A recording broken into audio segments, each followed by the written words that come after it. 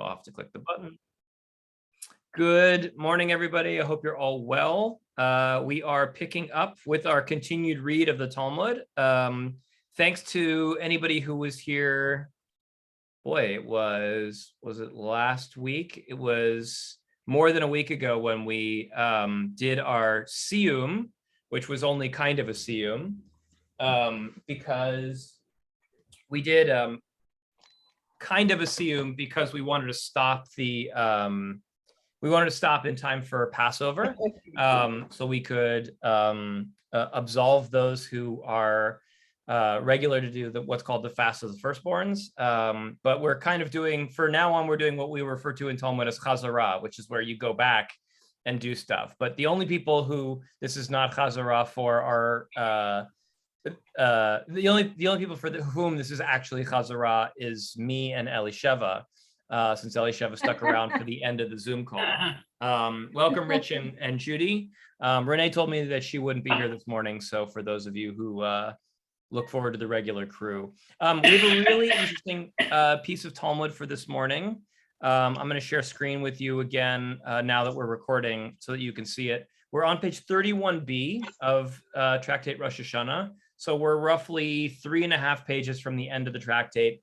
And I've warned some of you of this before, but the end of any tractate of Talmud, my experience is it tends to be a bit more of a dumping ground. And I say that affectionately, meaning the rabbis have lots and lots of collected material, and they try and shoehorn it into the end of a tractate or the end of a chapter however they can, because they're right on topic at the beginning, and by the end, they go pretty far off topic. So we'll see a really interesting, strange kind of style of digression. So if you're scoring at home, you're on Rosh Hashanah 31b.6 in Sefaria. And for that, we'll start up with Elisheva. Elisheva, I will read the Hebrew. This one has a little bit of Aramaic too. It's a mix of both, and you can do the English, and then I'll go back and explain. All right. Tanu Rabbanan, ein kohanim rashayin la'alot b'sanhedrin leduchen. V'zo achad mitish'a takanot shehitkin Rabban Yochanan ben Zakkai. Shet dahai pirka v'chada defirka kama. Go ahead, Elisheva. The sages taught in a baraita, priests are not allowed to ascend with their sandals to the platform to recite the priestly blessing in the synagogue. And this is one of the 9 ordinances that Rabban Yochanan ben Zakkai instituted. 6 are mentioned in this chapter. Sounding the shofar on Shabbat in Yavne, taking the lulav all 7 days, the prohibition against eating new grains the entire day of waiting, accepting testimony to determine the start of the month all day, having the witnesses to the new moon go to the place of meeting, and reciting the priestly blessing without sandals. And 1 is stated in the first chapter, that the witnesses to the new moon may desecrate Shabbat only for the months of Tishrei and Nisan. Great. So, Sidel, this is a great place to pick up for you because you get a very, very fast review of everything we've done for weeks and weeks and weeks. We'll do a quick explanation for those of you who are like, wait, what now?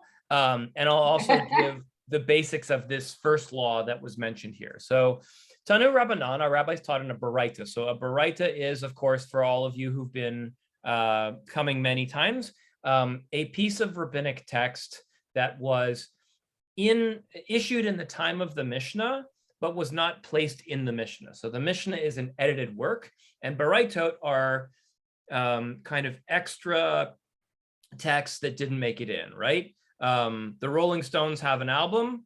The Rolling Stones album has 12 tracks on it. You know, Mick and crew laid down 5 other tracks that they decided weren't good enough for the album. So, you know, a couple of years later, an intelligent producer decided to issue an alternate set of B-sides of the Rolling Stones you could buy for $40 extra, and that's the baraitot, right? It's the unreleased tracks, right?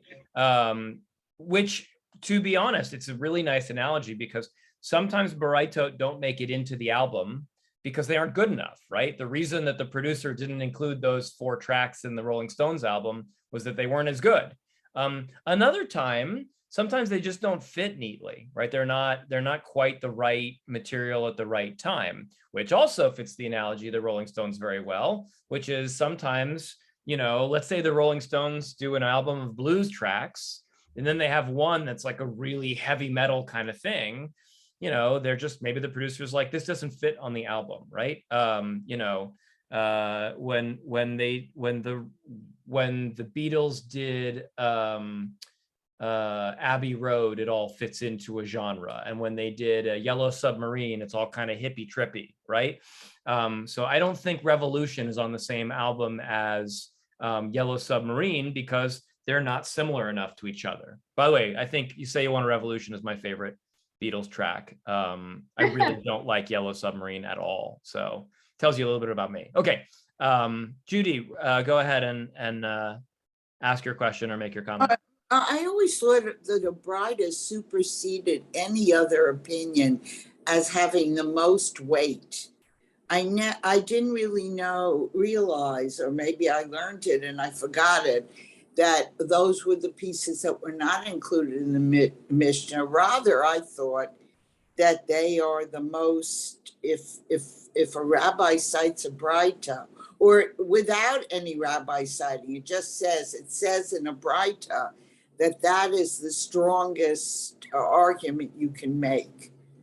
So there's a question mark at the end of that. Yeah. So it's a good question. I have been taught multiple things, and ultimately, I think one of the conclusions is it is presumptuous to make a rule that is uniform across all 5,000 pages of the Talmud. The Talmud is such a large book that I think every time in my career I've ever seen someone state something categorical about Talmud, I found that there are actually exceptions to that. So let me just say it really simply for everyone, especially folks who either forgot or who are newer or whatever. There are 2 ways to prove anything in the Talmud. Way one is you cite a biblical verse, and biblical verses usually authoritatively, the first 5 books of Moses are stronger proof texts than the rest of the Tanakh, although not necessarily, right? On occasion, you'll find something from the 19 additional books of the Tanakh that are not the 5 books of Moses that are held up as equal. Sorry, I put that aside. No, of course. I'm taking it back a step. Yeah. Right. Thank you. The second way of proving something is through logic. So, and those are the 2 main ways of proving something in Talmud. When the rabbis are having arguments after the biblical text, there are there's a kind of a flow chart of the way proof can be brought. So typically the most authoritative text is the Mishnah itself, although a Baraita, which is texts from the same people that brought you the Mishnah, right? The B-side tracks of the Rolling Stones album, in my analogy before, may also be brought. Judy, you're not wrong in the sense that a Baraita can sometimes overturn a Mishnah, but often a Baraita is brought as additional material in addition to a Mishnah to clarify or to refine. Sometimes it will overturn a Mishnah altogether, although in my experience, that's very rare. Sometimes the Mishnah will stand as authoritative and the Baraita will be a argumentative text that will ultimately be rejected.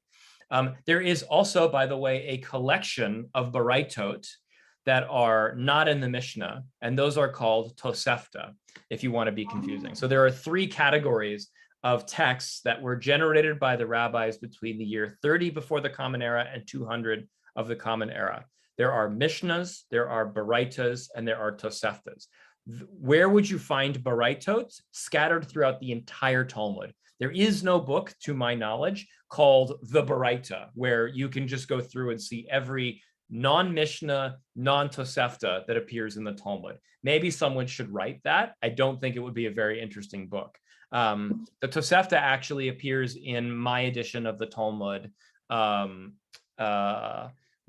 I'm not entirely sure, but back in the old days, until Shaul Lieberman issued an actual book of this, in the 1950s, I think, there was no authoritative, entirely composed text of the Tosefta. Now we're getting really nerdy. I hope you're all hanging with us. This isn't normally Sidel. This is Sidel. This is not normally how we go. But once in a while, I like to refresh everybody's memory of like literally what the hell are we reading right now? All right, Rich, go ahead. You have a question.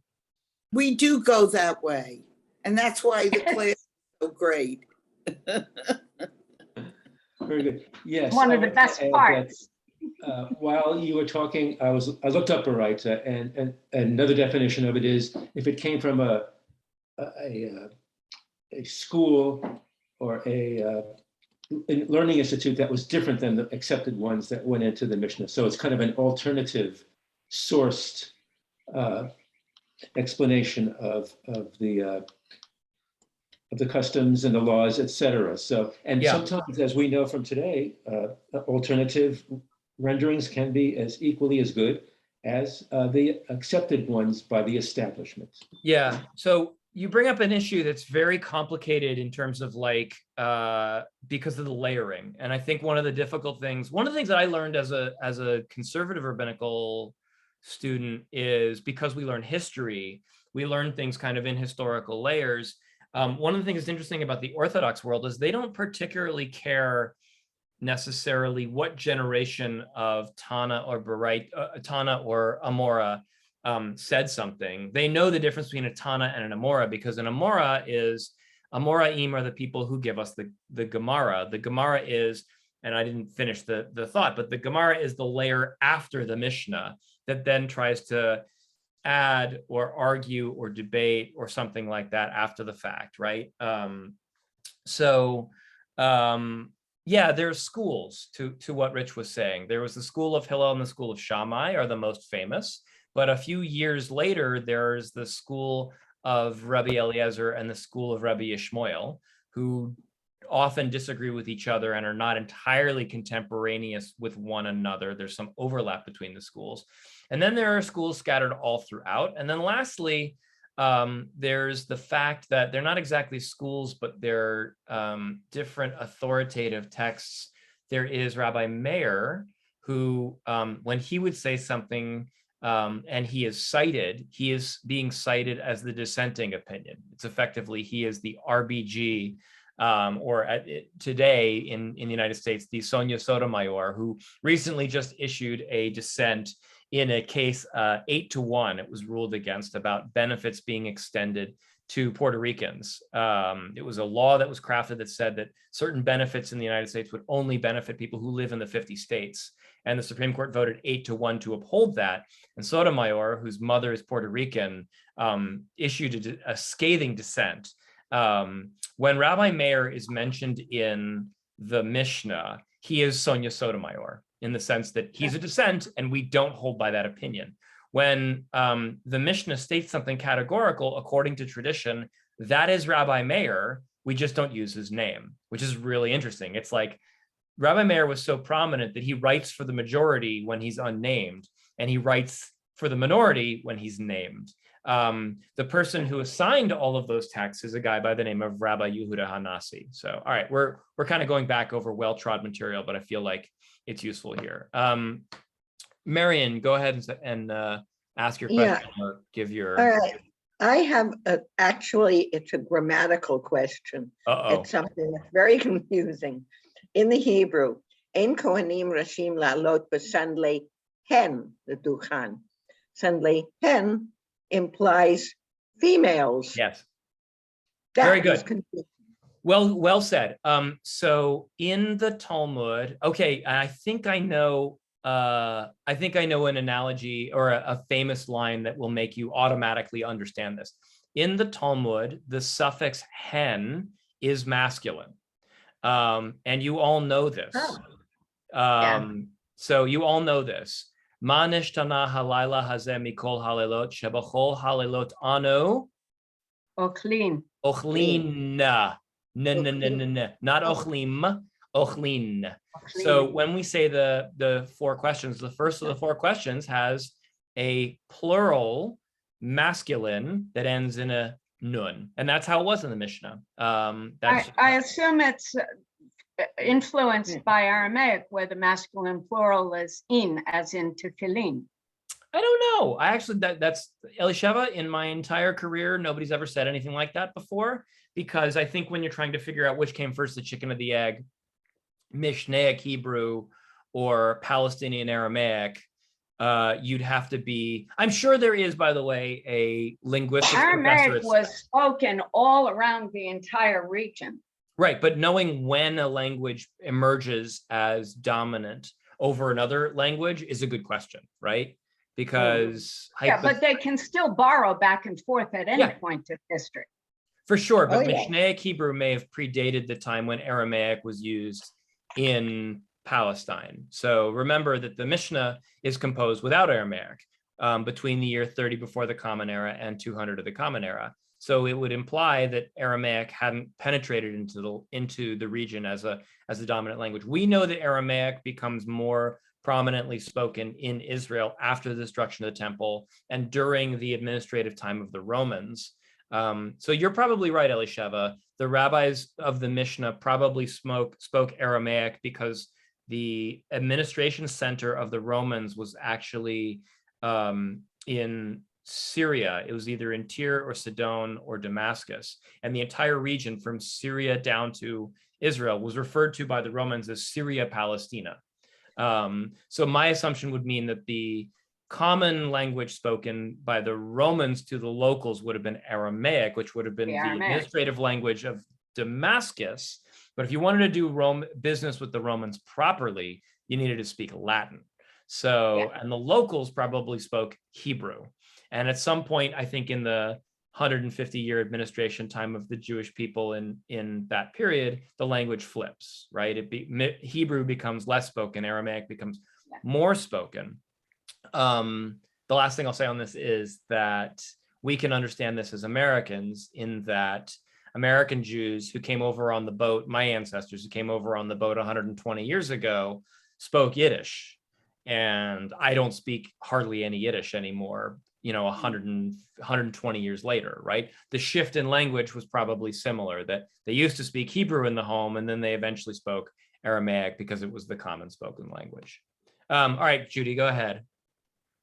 And then we'll get back on the rails. Yeah, I'm fascinated. Is sandals derived from Hebrew? That's a great question. Or is it Aramaic? This is Hebrew. It's Hebrew. So Hebrew. It's the exact same word. Yeah, I'm pretty sure. The words in this time period, it's always hard to know. We definitely know that it comes from either Hebrew or Greek. I'm gonna because it's got a 4-letter flourish. It's not a 3-letter flourish like most Hebrew words are. That's true, right? So well said. Sandal in English, the etymology is Greek. Yeah, that would have been my guess. Sandalon is a wooden shoe. It's not what we think of as sandal. It meant a wooden shoe. Where are you getting that from, Elisheva? It's what is the source? I just Googled it quickly. The first thing that came up, it said Oxford Languages, learn more. Okay. I would trust that. I would just say that, like, I think sometimes, Mediterranean loan words, we're not entirely sure. But if Oxford or Merriam-Webster thinks it originates there, then who am I to tell them they're wrong? All right, let's keep going because we actually been talking about the Talmud. We actually haven't really broken this in. So let's do the first line more slowly. Priests are not allowed to ascend with their sandals to the platform to recite the priestly blessing in the synagogue. For those of you who are not familiar with this ceremony, the Israelis are very probably familiar with this, but the Americans may not, because we don't do this at Beth Shalom in Pittsburgh. You would have to go to one of the local Orthodox synagogues in Pittsburgh on a yontiv in order to see this done. Duchening is, and we are familiar with the existence of the phrase because at the back end of the Musaf and the Shacharit Amidah in synagogue, there's a little part where we say a blessing, Eloheinu v'Elokei Avotenu, right? God and God of our forefathers, that we should bless the priests, that they should bless us. And then we often do a little piece where we say, Yevarechecha Adonai v'yishmerecha, which is the priestly blessing. In Israel, they would, they in some synagogues in America on holidays, and in Israel, every single day of the week, if your last name is Cohen or Katz, or you can otherwise prove that you don't really have to prove it, you just go up. You can demonstrate that you are of the priestly lineage. You go outside of the room right before davening and you wash off your feet. And then, traditionally, if you're a Levite, you assist the Kohanim in the washing of their feet. And then you walk back up into the room and you cover yourself with a talit and you put your hands like Dr. Spock, not Dr. Spock, the Spock. And underneath your talit, you go like this. You're not supposed to see this, people, by the way. This is secret knowledge that nobody's I don't think it's magically secret, but you go like this. And you recite the priestly blessing word by word over the Israelites. And the reason for this is that this is the ceremony that was done in the temple over by the Kohanim over the Yisraelim. The institution that is added here is our rabbis. I see you, Noreen, don't worry. Noreen's losing all the blood in her hand. So I'll finish the sentence and then you can go, Noreen. In the temple at Jerusalem, the priests would do this and they would get up and they would give this blessing. The institution of this in synagogue is sort of a callback to it. All things that happen in Judaism in a synagogue that are referential to, but not identical to, ceremonies that took place in the temple are generally kind of a loose facsimile, meaning we're aping it, we're doing something like it in memory of, or in respect to, or due to the fact that we used to. But there's always kind of this big question mark at the end of every Jewish ceremony that we do in the synagogue that is similar to the temple, that says, but are we really fulfilling the mitzvah? And the answer here is, priests make a change to the way they do things by not going up with sandals. And this was an institution after the destruction of the temple by the Baraitot, because and we know this because Rabbi Yochanan ben Zakkai overwhelmingly lived in the time after the destruction of the temple. All right, Noreen, go ahead. Yeah, as we only have one Kohen in our Kehillah, it is very rarely that we have any duchanim. And also sometimes I remember Marian's late husband, who was a Kohen, he didn't like to go up and to do duchanim. But when I was a child living in Glasgow and went to shul there, which was an Orthodox shul, I always remember that we had to turn our backs or turn away from the Kohanim when they were up in front of the bimah doing the prayers. We were not supposed to look at them. Do you know why? Yeah, why? No. I'll tell you. So a custom of most Jews, or sometimes it just feels like force of guilt, we do this. The Yisraelim, the non-Kohanim, cover themselves with their talit for the priestly blessing. The Kohanim cover themselves with the priestly blessing, right? And they're doing the thing with the hands. Now, the thing with the hands is not the secret thing that we're not allowed to see. The thing that we're not allowed to see is, according to Jewish tradition, partially because of the words that we say, right? May the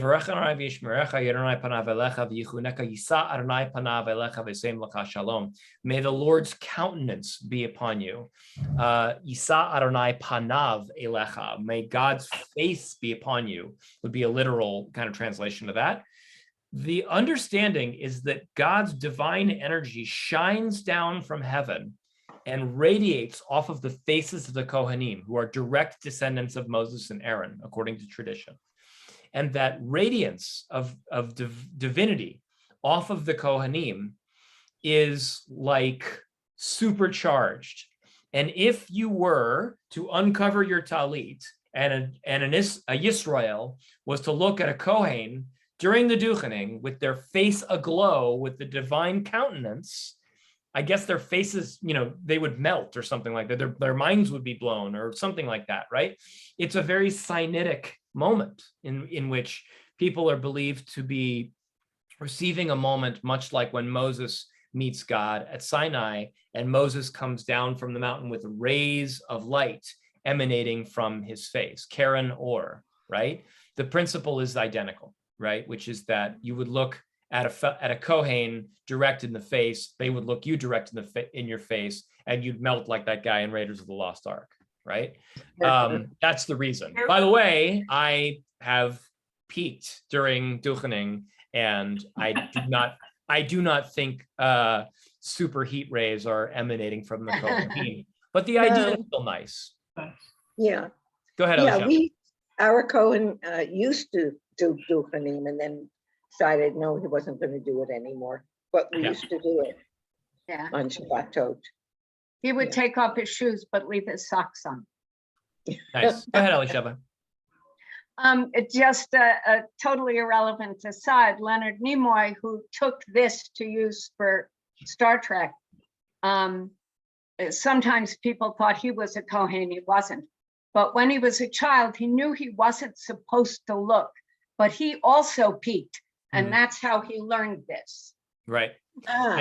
For those of us at Beth Shalom, this is news to the Carmiel folks who haven't visited yet, but for those of us at Beth Shalom, we are familiar with the Kohenic blessing because the hands are over the bima. We literally have a set of hands like this that are inscribed over our bima, which feels slightly transgressive on some level, but realistically, they're big iron hands. They're not, they're not secretly revealing anything. And I think Leonard Nimoy they're the hands, not the face. That's right. And Leonard Nimoy let the whole thing slip. I mean, it's not a secret anymore to live long and prosper. So we're okay. Right. All right, let's dig in a little bit of just trying to get context of what's going on in this paragraph. Sidel, if you're wondering, do we move this slow every week? The answer is sometimes, and that's okay. But may I just ask a quick question? Yeah, go. Okay, so this is a quick question. I know you want to get into the heart here, but what I'm not clear about is you said Rosh Hashanah 31b.6. Okay, yes. Is that a tractate? So Rosh Hashanah is the name of the great question. Rosh Hashanah is the name of the tractate. 31b is the name of the page. There is also a chapter name. We're in the 4th chapter of Rosh Hashanah, which is the final chapter of Rosh Hashanah. And in traditional Jewish learning, they'll often refer to the chapter by its name. And you'll say, oh, I learned Shnai Mochzim, or I learned Elu Mitziyut Shalo, right? Like we generally stay on the page. We're an interesting class, Sidel, because we started learning this from the beginning of the tractate. So we never stopped. So in a lot of yeshivot and rabbinical schools, you'll learn a chapter, right? We never really focused on the chapter. We focus on the whole book. So I don't even remember the name of this chapter, to be honest. So the 31b is because a page of Talmud has 2 sides, A and B. And the 6 is only Sepharia and the Koren Steinsaltz note. So that's just kind of an interlinear thing. So in a traditional study house, the number wouldn't have been brought to you. But great question. That's actually really useful. Thank you. Usually, by the way, I have my book with me because I was up in Erie, I didn't bring my actual book. But if you want to learn this on your own, everybody here, you can always go to Sepharia and do review or move forward or move backward at your own pace. So. Okay, onward. So it says, and this is one of the 9 ordinances that Rabban Yochanan ben Zakkai instituted. Rabban Yochanan ben Zakkai, of course, the guy who rebooted Judaism after the destruction of the temple at Yavne. And he brings down, according to this section of the Talmud, 9 rules, 9 takanot. And a takana, as we mentioned a couple classes ago, is from the Hebrew word tikkun, to fix or adjust, right? It's effectively being seen as a change from rabbinic law before the destruction of the temple. It's an adaptation in the time period after the destruction of the temple. And so we learn here that he has 9, right? We're just tracking. We're just kind of mathematically keeping up with what's been going on. We've learned 6 in this chapter, and it recounts the 6 that we've already learned. And for those of us who've been punctilious at attending every class, you might actually remember all 6 of these. But thankfully, we get a nice review here. So the first is the sounding of shofar on Shabbat in Yavne. That is the basis for the entire 4th parak of the Talmud, right? The question of we really, the whole issue that we really dug into a number of pages ago. Can you blow shofar on Shabbat when Rosh Hashanah falls on Shabbat? And the answer that we overwhelmingly got was yes, but you need a Beit Din. And so the conclusion for today is we don't do that anymore. Even in Jerusalem, they don't blow shofar on Shabbat, even with a Beit Din. For whatever reason, the rabbis adjusted away from this. That's what happens with a 2,000-year-old tradition. We make some changes and adjustments over time. So we spent a lot of time on that. There's one that's just kind of said, and they just keep moving, and that's the second one, which is you take the lulav all 7 days.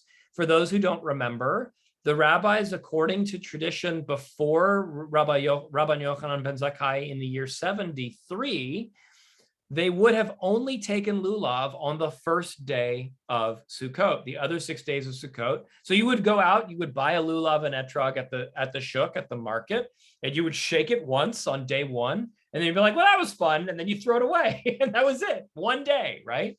That's how it was back in the day. By the way, additionally, you make pie out of the etrog. What's that? You make pie out of the etrog. Not according to the Talmud, but yes, thank you, Elisheva. There's no mention in the Talmud of etrog liqueur. Jelly. My grandmother made jelly. Yes. Okay. Yeah, it makes great marmalade. Nice.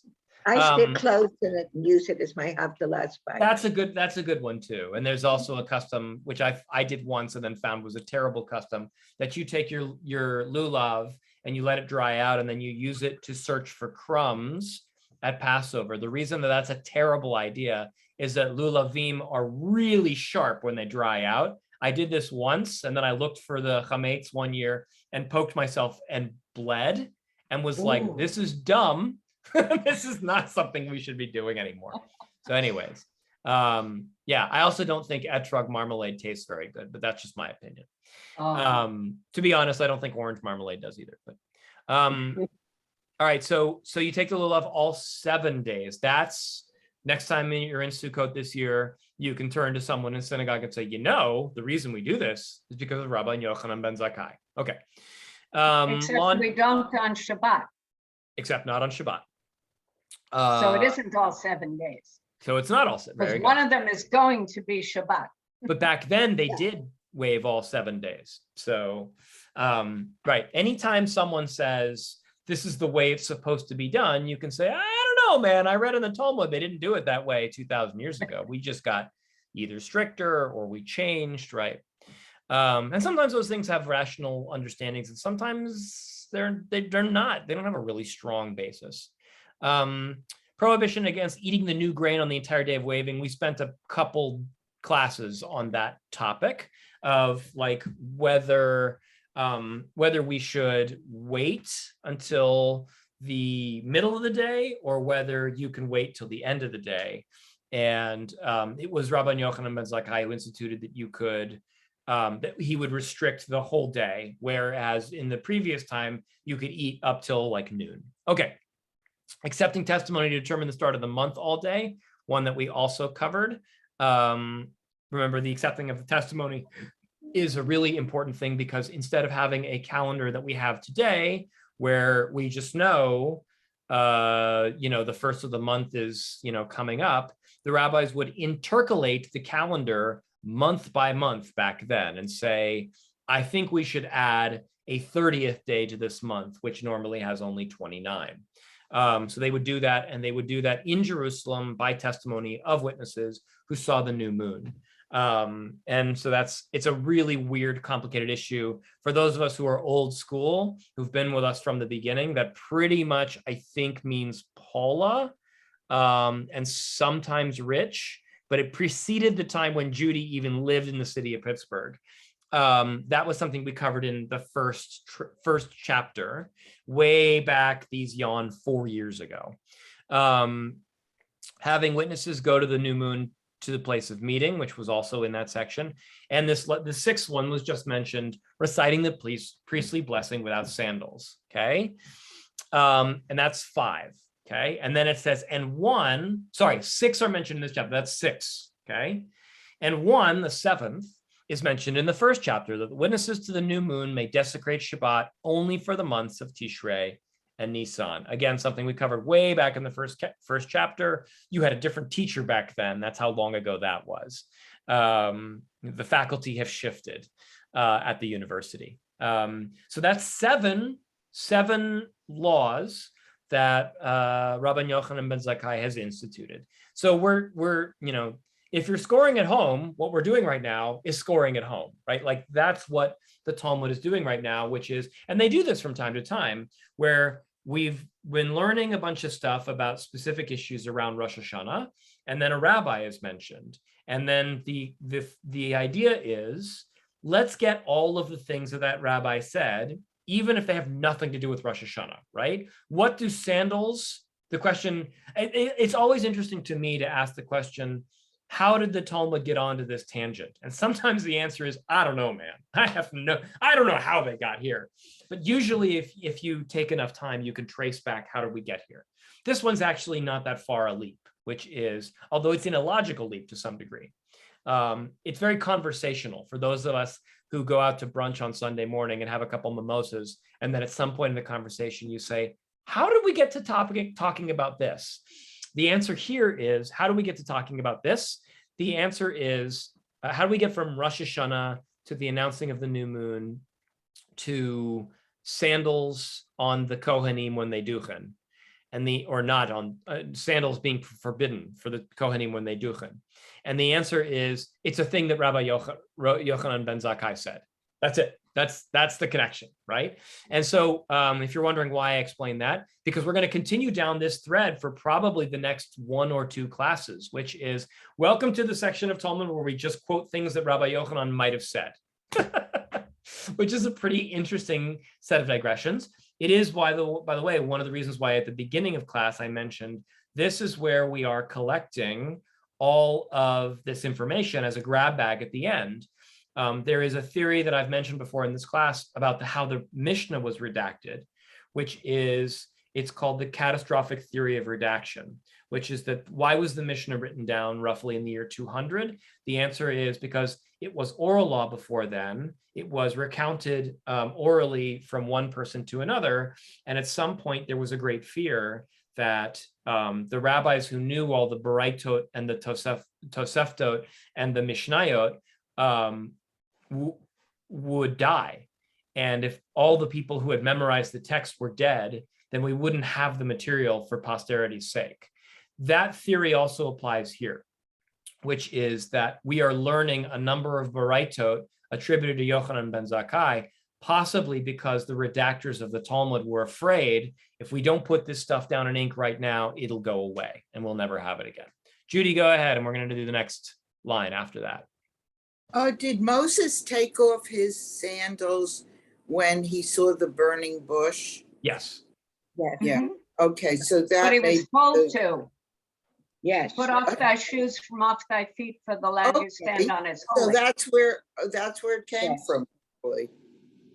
But what we understand from the Takana of Rabban Yochanan ben Zakkai here is that was not done at the temple, that the Kohanim would duchen with sandals. What we learned here from Rabban Yochanan ben Zakkai is we're not going to do that anymore. And I guess the assumption is, I suppose, is we're going to do a small change to the way duchening is done amongst the Jewish people so that no one thinks this is identical to the practice done at the temple. That's my guess. We could explore this further another time. Go ahead, Marion.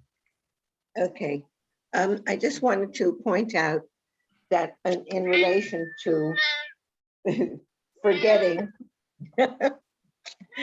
and having to write things down, in those days, there's no question that people had much, much better memories than they do today and were able to memorize stuff because things weren't written down.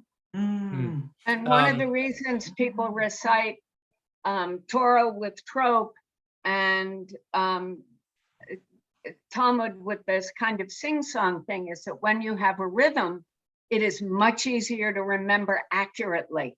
That's right. And from what we really know, in spite of our prejudice about writing being more accurate, there are more typographical errors than there were oral errors with that method of memorization. Yeah. Wow. I Well was said. told So the same interesting. thing. Yeah. So, I mean, well said. The weird thing about oral law is that we read it now, that it's not oral law, it's written, but we still refer to it as the oral law. I mentioned this a couple months ago, but I highly recommend it if you never got around to it. And you might want to write this down if you're interested. If you want to think a little bit more about oral histories and oral law, a podcast I really like called Radio Lab did a 4-part series they called Mixtape a few years ago about the creation of cassette tapes that you could record onto, back in the 80s, and how that changed a bunch of different things. And one of the leading stories in there is that in Sudan, there was a tradition of giving an oral song genealogy of your entire family. And you would commission a musician to create a song of your family's history, particularly on the occasion of a wedding, right? You're about to get married to so-and-so. In order to impress so-and-so's family, you would come before her and you would either yourself or you would hire someone to sing the genealogy of your entire family, right? And the way that person would be able to recite the entire genealogy was that they would be able to go to someone else who had once sung the entire genealogy, and they could hear that song sung to them, and then they could add layers to it from time and time. And so you could go back hundreds of years into your family history because there was an oral sung, to your point, Elisheva, of sing-songiness, history of your family. And interestingly enough, back to the idea of the catastrophic theory of redaction, after we all know about the genocide in Darfur that was taking place in the 90s, when Darfuris came to the United States, they began to worry that they were losing these genealogies. So what would happen is that back in Sudan, during the 80s and 90s, people would record these genealogies being recorded, and then they would be mailed in manila envelopes to Boston and to New York and to diaspora communities of the Darfuri Sudanese, where they would hear them and they would think about home.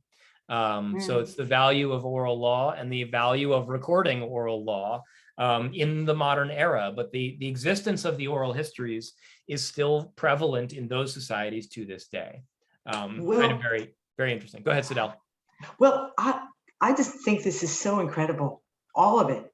And I'm thinking about Alex Haley and his roots, his book Roots. And what happens in that book is that he describes how, I think it's Kenya, but I can't promise, I'm not sure exactly what the African nation is, but It's and Kenya. Ghana, maybe? Kenya. It's Kenya. Oh, it is Kenya, thank you. Yeah. He ends up hearing this storyteller recount so many generations in the past and right up to his Kunte Kinte relative. So I'm just struck by the oral kind of way that we're talking about passing on and what that means for the memory and the collective. So, but I just wonder, Judy, or is it Judith or Judy? Too young to be called Judith. Judith. So Judith, just to, Judy.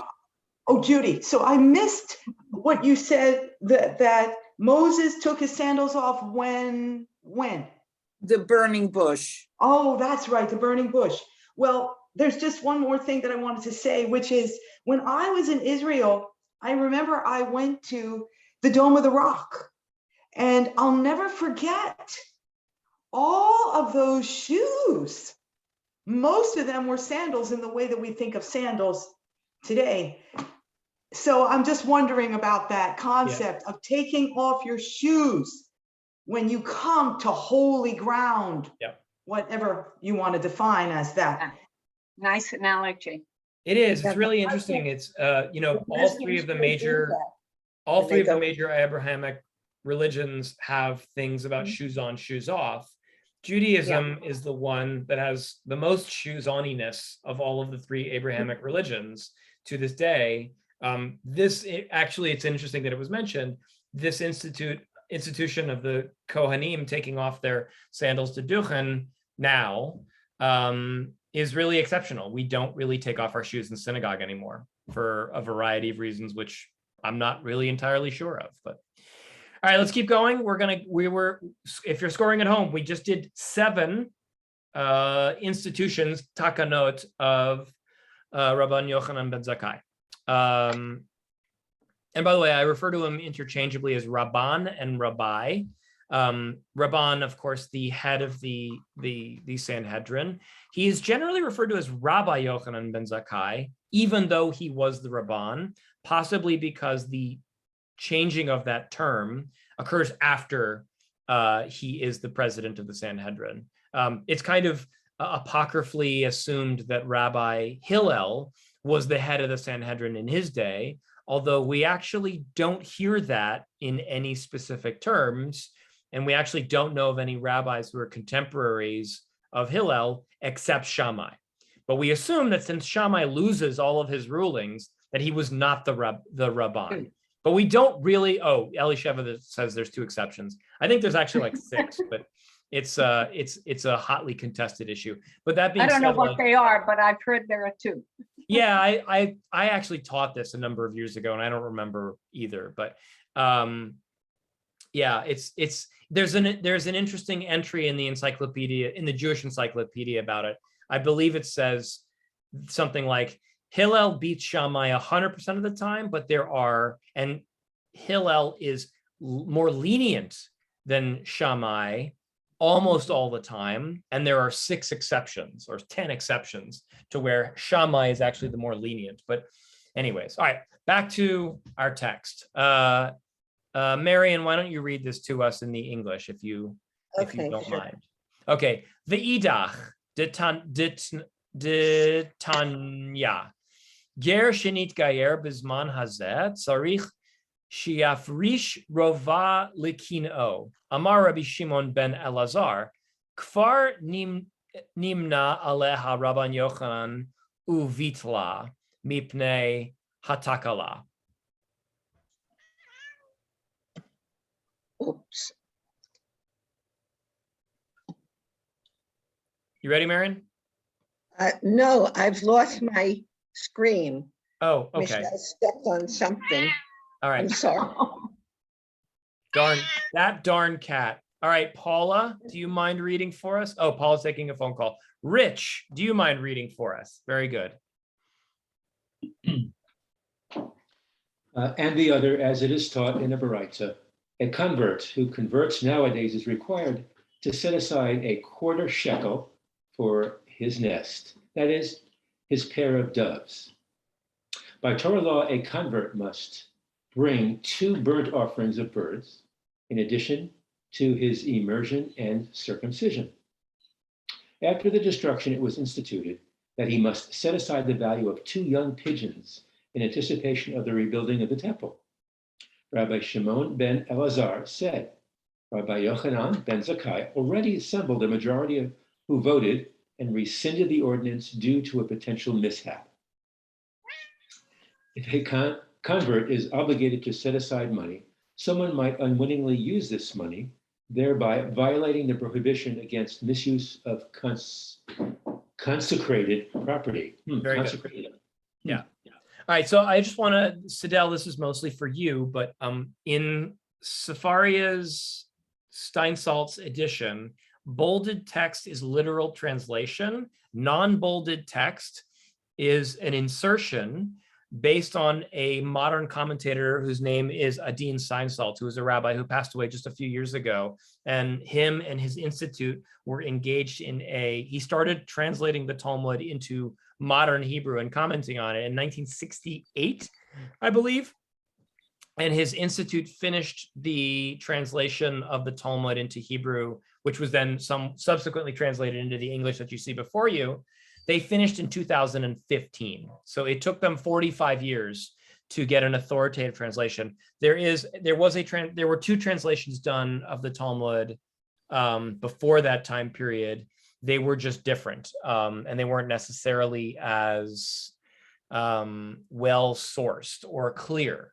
One is the Schottenstein, which is an Orthodox translation, and another is, I'm forgetting the name, the Sonsino, which was an English translation, I think in the 1920s, which you could buy or find in any American synagogue in the 1950s, but they weren't as good.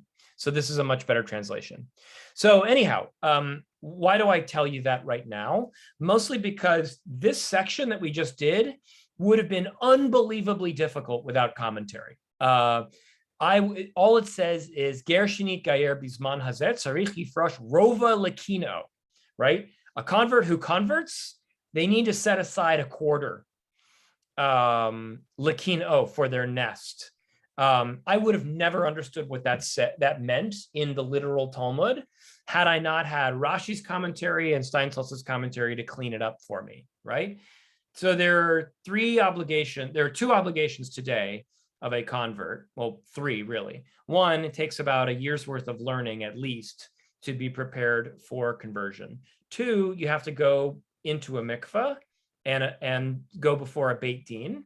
So I guess that's 2 and 3. And 4, for a male convert, you would need also circumcision. There was a 5th step back in the day, or at least in Talmudic time, in temple times, which is a convert would have to set aside the money for 2 burnt offerings, right? Now, all of that, by the way, that setting aside money for 2 burnt offerings is the commentary. All the Talmud itself says is rova lekino. Rova is the Hebrew word a quarter, which I could have figured out might have meant a shekel. Lekino, I don't know that I would have figured out what it would have meant had it not been for the commentary, which is that it was for a nest, meaning birds that you would turn over to the temple as a sacrifice. So apparently you had to bring a temple sacrifice. Rabbi Shimon ben Elazar, who lived in the generation immediately following Rabbi Yochanan ben Zakkai, says he already assembled a majority who voted and rescinded this ordinance due to potential mishap. And what that means is this is actually an objection of Shimon ben Elazar, who is saying, so the text at Ve'idach is saying, and another, is saying this is the 8th law out of the 9, okay? This is the 8th law out of the 9. Shimon ben Elazar is saying, no, it's not, right? This does not count as one of the 8. This was actually laid down earlier than here. And it's not a Rabbi Yochanan takana. It's actually a vote that Rabbi Yochanan ben Zakkai called, which does not qualify it as one of the 9. Interesting. Okay. So then there's a final line here, which is his explanation, which is, it says this, mipnei hatakala. Takala is a violation that we've actually seen once before in Talmud in about 6 months ago, I think, which is that, and it's a thing that appears in the Talmud occasionally, which is if you have consecrated something to the temple, right? Let's say I have $20 in my wallet and I'm on my way to the temple in Jerusalem. Let's say I live in Yavne or in Carmiel, right? And I'm like, hey, next week I'm going to the temple. I got $20 in my wallet. I'm going to give that $20 to the temple, right? If I say that out loud, or if I mentally kind of assign it, then I can't, let's say later in the day, I'm like, ooh, I'm really hungry. I need a falafel, right? And all I got in my wallet is $20. I cannot use that $20 for a falafel, even if I'm going to go to the ATM later in the day and pull another $20 out. And I'll say, oh, I'll give that at the temple. I cannot do it, right? Once I've assigned money or property to the temple in verbal agreement, like if once I say it aloud, it is referred to as hekdesh from the Hebrew word kodesh. And once something is hekdesh, it cannot be it cannot be used for any other purpose, or else it is takala, which is a violation. And that violation, of course, the recompense for that violation is you have to give even more money at the temple, or have to give even more sacrifices at the temple. If I say I'm going to put aside money to buy a burnt offering at the temple, once I put that money aside, I have to bring that money in that coin purse to the temple to exchange for the burnt offering, and I can't do anything else about it. Judy, go ahead, and then we'll do one more line. What's interesting is that they're not requiring the convert to make a very big financial sacrifice. Great. In other words, that sacrifice, two pigeons, is a modest one in terms of cost, and that's very nice. Yeah. Wow. Money in ancient Israel is really difficult to say things authoritatively about because of the exact same reasons that you all know. When we're talking about it in America right now, which is inflation, right? Which is, if I were to say, you all will understand this, right? If I were to say, my grandfather made $7,000 a year in 1950, you would all say, well, he was a middle-class American, right? Not bad. If I were to say, I make $7,000 a year now, you would all cry and send angry letters to Beth Shalom and say, how dare you pay the rabbi such a pittance, right? Inflation is real. And so in different times, the amounts of money that we're talking about are different. The one thing I'll say authoritatively, Judy, that I understand roughly from this time period is, because of gold, silver, and copper, the standards are not as, things don't shift as rapidly back then. But a rova was a rova of a shekel, and a shekel was a silver measure, and silver was fairly valuable. Although it was valuable kind of on middle class terms, there was something called a dinar, which is a gold coin, which existed in this time period. And when you're talking big money in Talmud, they usually use the phrase dinar. When you're talking medium or small money, you're talking a shekel. And when you're talking small money, like really small money, Rabbi Judy, they use the word pruta. And a pruta was a copper coin. And you all know this analogy almost identically because it's not any different in modern American society. Israel, a little bit different. You would know it as an agora or agorot. But the small amounts of money in America are pennies, right? Which are copper coins. In fact, copper is so valuable that a penny that was solid copper would actually be worth 2.5 cents worth of copper. Today, most of you probably know this, there's a little bit of copper in a copper penny and the rest of it is zinc.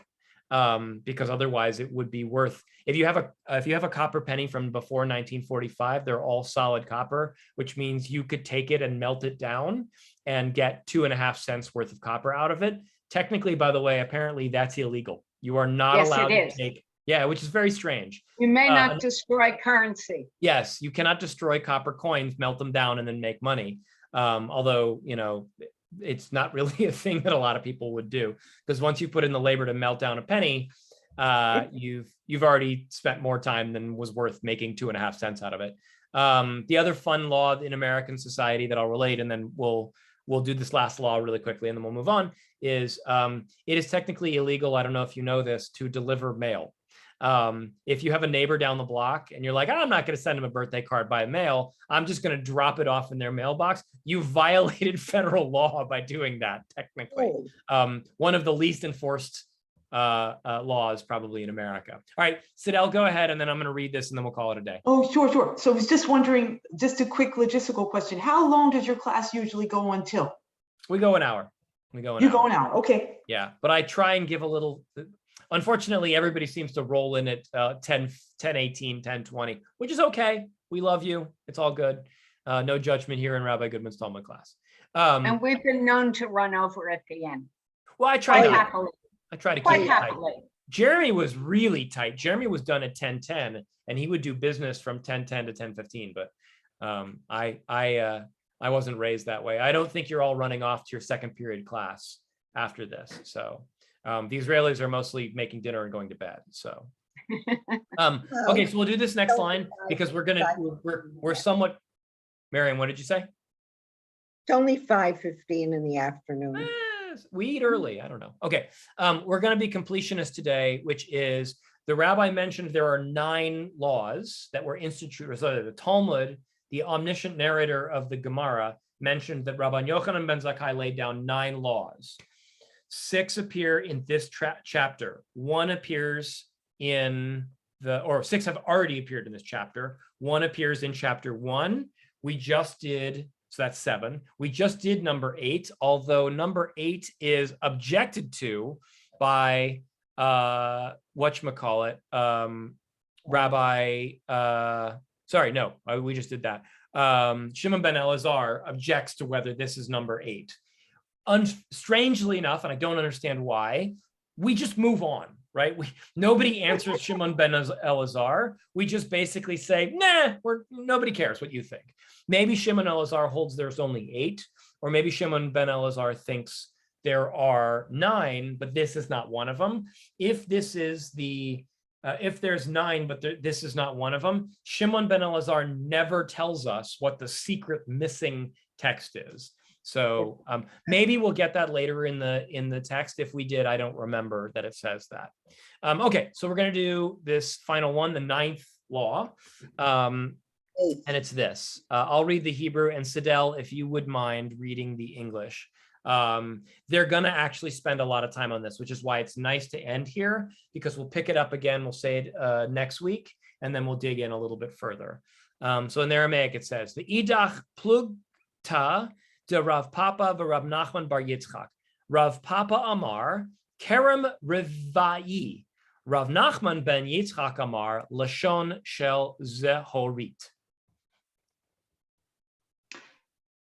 And the other ordinance, the 9th, is the subject of a dispute between Rav Papa and Rav Nachman bar Yitzchak. Rav Papa said, the ordinance concerned the fruit of a 4th year grapevine. Rav Nachman bar Yitzchak said, it was with regard to the strip of crimson wool. Okay. We will spend a lot more time unpacking this next week. Always leave them hanging, right? Like this is the moment in the Batman TV series from the 1960s with Adam West, where it would say, tune in next time to see if they get out from, the Riddler's, crazy trap, right? This is a good end. We don't always end on a cliffhanger, but this is a good one. The 9th one has a disagreement between Rav Papa and Rav Nachman bar Yitzchak, who are contemporary rabbis who lived in Babylonia. They would have been called 3rd generation Amoras. And they lived in 2 different academies. I believe Nachman bar Yitzchak was in Nahardia and Rav Papa was in Sura. Sura, Pombedita, Nahardia, Shinach Ziv, and a 5th academy whose name escapes me right now, were the great rabbinic academies between the Tigris and the Euphrates in Babylonia in the 3rd, 4th, and 5th century of the Common Era. And they don't agree about what Rabbi Yochanan ben Zakkai's 9th Gezerah was, what his Takana was.